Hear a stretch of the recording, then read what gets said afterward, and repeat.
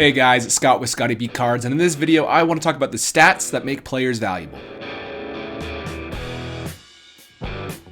When we're card collecting, when we're buying, investing, all these different things, we want to make sure we're buying the right players. And a lot of times people will reach out and say, is this guy a good investment? Is so-and-so a good buy? And all of these questions can be answered based off of analytics plus the eye test. The eye test is really simple. Are they popular? Are they really fun to watch? Are they a good person? That's kind of what that is. You have to look at the analytics of that player to see if they're good offensively, defensively, and on the base paths. These type of things are really important. So I'm going to show some of the ways I personally evaluate players and decide whether or not I think they're a good investment. I'm going to be a little bit more analytical in this video, but I'm going to keep it as simple as possible to have it make sense. But a few things I want to say prior, and this is just some advice when you're buying players, is don't live in an echo chamber. Echo chamber is somewhere where you just hear your thoughts bouncing around and you can say your thoughts and they seem super legitimate because you're hearing yourself say these things. I do that all the time with certain things, and sometimes I have to ask friends on Instagram or my wife if I'm accurate, and if I get a yes, then I will pursue it. If I get a no, then I'll rethink it, and sometimes I still pursue it if I think I'm accurate still. But regardless, any player can look good if you squint hard enough. If you hyper focus on some stats, they can look awesome. And there's some players who are good at hitting and bad at defense and base running. There's players who are good at defense and bad at hitting, and all these different things. It's important if you're buying a player as an investment, not just a collection, because I want to make a difference there. If you're buying to collect, buy who you enjoy watching. But if you're buying as an investment, make sure you're buying a player that is well-rounded, because that's how a player ages gracefully, and that's how they can have value in the long run. And just because a player plays for your own team does not make him a better player than others. That's hard to comprehend as baseball fans and to be rational. I get caught up with Nolan Arenado as the best third baseman in the league, while you could argue Manny Machado, you could argue Jose Ramirez, you could argue Devers offensively. There's some different things you could argue, but you get so ingrained, and don't let that persuade what you're doing when you're purchasing if it's an investment. Again, if you're buying for fun, don't worry about any of that. Buy who you like. Know what stats matter and what stats don't for card values. You know, wins versus advanced analytics with pitching. And that's why Jacob deGrom, even though he's not super popular with the older crowd because he doesn't have many wins, his ERA is extremely low. And I know that's not advanced, but you get my point. And know WAR versus batting average. A player with a 270 batting average but a 5 WAR is better than a player with a 320 batting average with a 1 WAR. And that's the type of things you need to understand in order to do well. I look for a young debut, because the earlier they debut, the more time they have to be seasoned in the big leagues and to have a Hall of Fame path. They need to be successful relatively early. You know, if they're 25 and break out, it's a lot harder than if they're 22 and they break out. What position they play matters. You know, a first baseman is less valuable than a shortstop just because in the long run, first basemen aren't as valuable. Look at Frank Thomas. I know he was a DH first baseman, and compare him to a player like Ken Griffey Jr., who's an outfielder who is probably not as good offensively as Frank Thomas was, in my opinion, in a lot of ways. But overall, he has that it factor. It's an exciting position, a little bit more collectability there. Their overall value, base running, hitting, defense, not just hitting, because I know that seems like the most important thing, but in the long run, you look at these WAR numbers, these advanced analytics, and it's the all-around players that are valuable. Popularity from the masses is also important. Make sure people like that player, kind of like the eye test I already mentioned. And you want to have a player with as few as rookie sets as possible, whether they debuted later in the year, Topps held them out to later in the year. All these different things can factor with how many sets they have. If a player has 30 sets versus a player with 5, obviously the player with 5 has much more upside if they're the same player, because there's less cards to collect, and so the demand versus supply is better. So let's look at traditional counting stats. I have Juan Soto and Max Scherzer. They both have great traditional counting stats. Juan Soto also has great in-depth analytics, but regardless, you can see he averages over 162 games, 34 home runs, 109 RBI, 301 batting average with a 981 OPS, and high walks, low strikeouts. All these traditional stats. He has good awards. He was second in Rookie of the Year, MVP, top 10, 3 out of 4 years in the big leagues. That's good. Max Scherzer has 3 Cy Youngs. Awards are great. He has almost 200 wins, which is important, 3,000 strikeouts. And then, you know, the advanced analytics, you can see his whip over here, his FIP. You can see his strikeout to walk ratio. The advanced stats are important, but so are the traditional counting stats. I think we get away from that, but you already know how to look at those. So let's talk more about the advanced stats. And the player I have is Joey Votto, because Joey Votto recently has cemented himself as a Hall of Fame player, at least in my eyes and in a lot of the baseball writers' eyes, which is why I'm saying this confidently.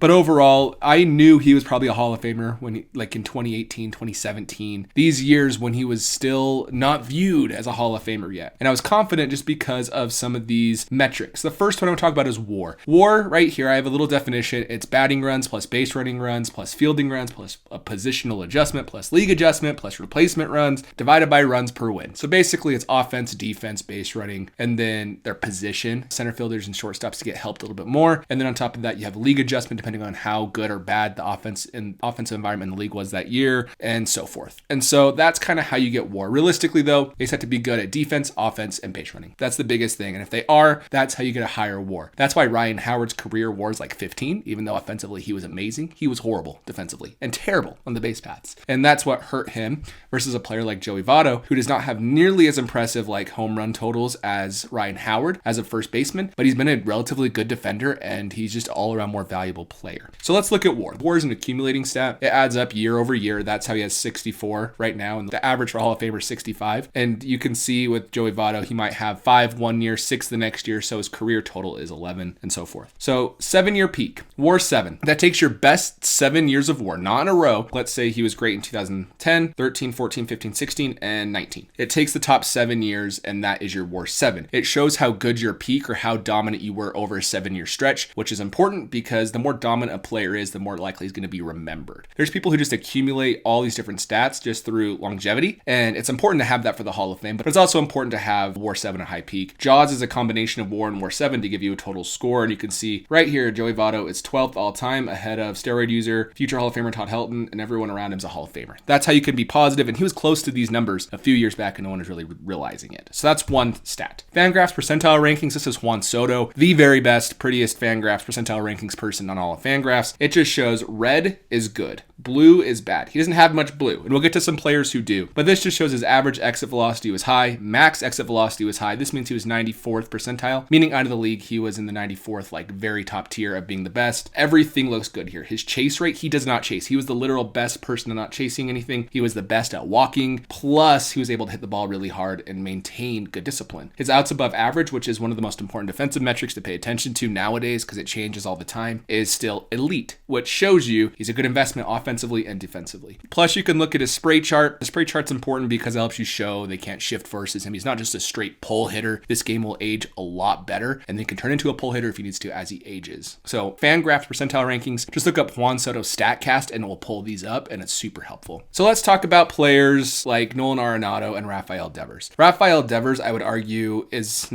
would say is a significantly better offensive player right now. Arenado last year is an 807 OPS with a 121 OPS plus. OPS plus is compared to league average. 100 is league average. This is a very important stat as well. So he's 21% better than league average. Rafael Devers was a 132 OPS plus, which is significantly better. He had more home runs, higher batting average. Everything is better across the board. And you can see his percentile rankings are significantly better offensively. Arenado has not really hitting the ball that well last year. Straight pull hitter, couldn't really do much the other way besides singles the other way, which is great, but overall not that impressive. Wasn't striking out, wasn't swinging and missing, but look at this, his outs above average. Because offenses and everything, he was still a good offensive player, not elite, but he was an elite defensive player, while Devers was literally the worst defensive player in baseball. Maybe bottom 3, I believe. I think he's down there with Didi Gregorius was another one. So that's why Arenado's WAR is still higher than Devers' WAR, because Devers was really hurting his team defensively, and Arenado was really helping his team defensively while still being good offensively. And that's how that works. So I wanted to show an example. And that's why defense is so important. Look at Miguel Cabrera. If you look at his offensive numbers, he's amazing, one of the best ever to do it, but his defense is terrible. He's lost 20 wins above replacement defensively. He'd probably be around 88 to 90 if he was a league average defender, let alone a plus defender. He'd be 100 to 110. You know, it's just how it works. And that's why he's around 68, which is about the same as Joey Votto as a first baseman in regards to career value. So it's tough. Here is outs above average. I had these before baseball was unlocked, and because of that, there's still no players' faces. Outs above average is a very simple metric. It just shows how many outs a player has saved above the average player at that position. Shortstops and center fielders are usually benefited more than other positions, and so it's easier to get a score higher here because if they can provide good defense, it's much more valuable than a first baseman providing elite defense because it's easier to replace the first baseman than the shortstop. So outs above average, pay attention to it. If you want to look at defensive WAR, it's on Baseball Reference next to offensive WAR, which is really important because it helps you understand that as well.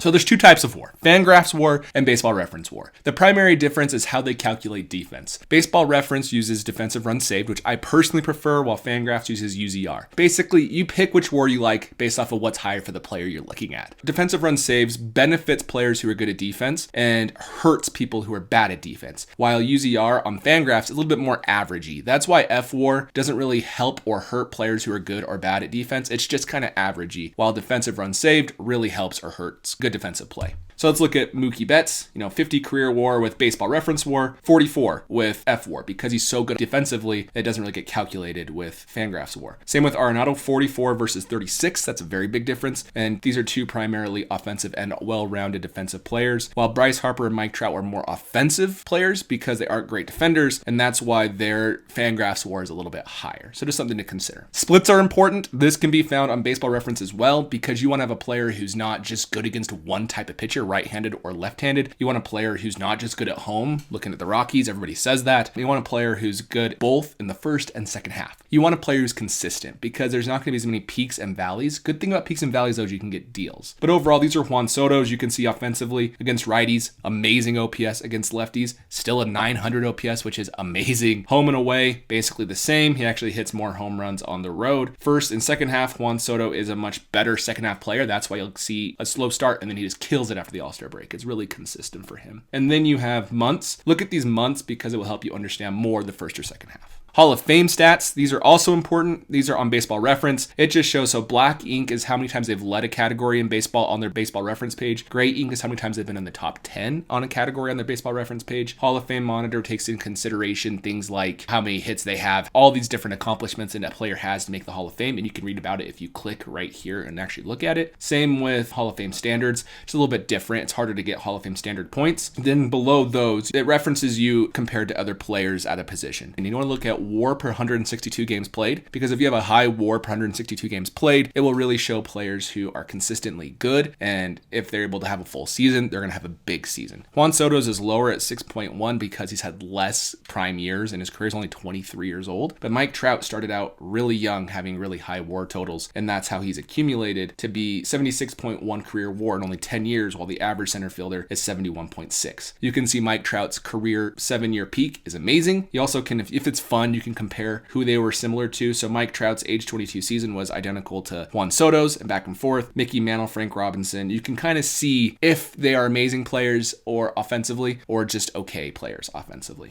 And try to project their career. This is Zip's 3-year projections from Fangraphs. But with these projections, it gives you all sorts of data. And I didn't even talk about walk percentage, strikeout rates. You can look at ground ball percentage, launch angle. All these different things can be a telltale sign of a player. But overall, Juan Soto is projected to be basically an 8 WAR player for the next 3 years. So 24 WAR through his age, 26 season. While Mike Trout, because he's not been healthy, he's only averaging about 100 games a year. He's at 5 WAR. If he's able to have a full season, it'll be very similar to Juan Soto. And Mookie Betts, he's the same situation, not having a full season the last few years and aging is hurting his career WAR. But you can see they're projecting Mike Trout and Mookie Betts to be very similar over the next 3 years, because Mookie has been able to stay a little bit healthier. Just know what type of player you're buying, because if you're buying just an offensive slugger, that's great. If you're buying a player who's a well-rounded player, that's great. But just know what you're looking for and what you're looking at. You're not just buying blindly. Make sure you're paying attention to age. Make sure you're buying the right sets. All of these different factors will set you up for success in baseball card collecting. Thank you for watching. Let me know in the comments below if there's other stats you pay attention to that you think are valuable as well when evaluating a player. And other than that, I'll see you in the next video.